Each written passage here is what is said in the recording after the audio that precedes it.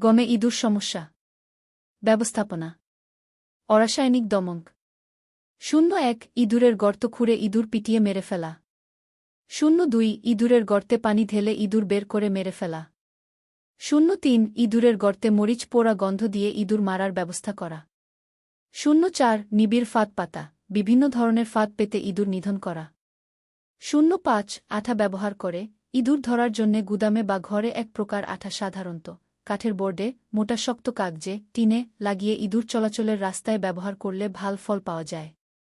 বোর্ডের মাঝখানে লোভনীয় খাবার রাখতে হবে। খ রাসায়নিক দমন এ ধরন বিষটপ ইঁদুর একবার খেলেই কয়েক ঘণ্টা মধ্যে মারা যায়। যেমন গমে মিশ্রিত জিঙ্ক ফসফাইড ২ বিষটপ প্রয়োগ কৌশল জিঙ্ক ফসফাইড অমিশ্রিত গম কয়েকদিন দিয়ে অভ্যাস করে হঠাৎ একদিন ২ জিঙ্ক ফসফাইড মিশ্রিত গম প্রদান করা। সমস্যা বিষটপ লাজুকতা দেখা দিতে পারে যদি ইঁদুরগুলো সরিয়ে ফেলা না হয়। বিষটপ খেয়ে ইঁদুর মরে পড়ে আছে এটা দেখে জীবিত ইঁদুরের ওই বিষটপ খাওয়ার অনীহাই হল বিষটপ লাজুকতা। গ্রন্থনা মহসিন আলী আঙ্গুর, সম্পাদক ও প্রকাশক মুজিবনগর খবর.com, মেহেরপুর।